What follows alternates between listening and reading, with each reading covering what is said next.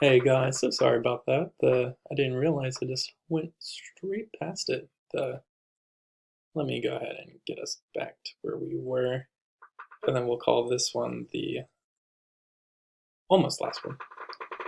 All right, so sorry about that. So, hi, or hi, I am the saxophone.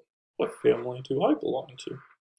Now, if you guys remember, the saxophone, yes, it is made out of entirely of metal, just like we were talking about in the last video, but it also uses a reed on the mouthpiece to, when buzzed on, not buzzed on, when blown through air, it creates a vibration to produce the sound.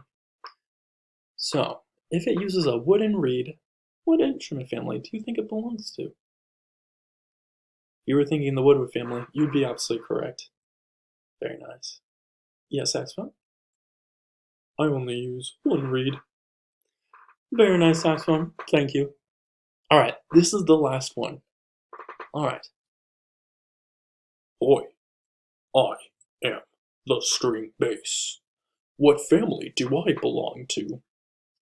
String bass. My, you're awfully tall. Very big. The string bass. It has strings that I'm sure that if you used a bow, you would draw across to be able to produce the vibration as well as you could pluck them. So, if that was the case, I would think the string family? Very nice if you agreed with me. Yes, string bass? Thanks. No, thank you, string bass. Awesome. Thank you guys so much. This was our first lesson for our online class inside these parts. Apologize for the wacky ending here. The time got a little out of hand on the last one, but that is all good. So, well done to all of my students here with me from Parkway Elementary.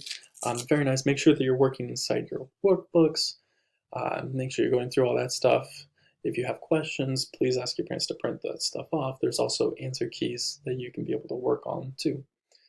Thank you so much, guys, and I will see you in our last lesson of this unit for the next time. Thank you so much. See you.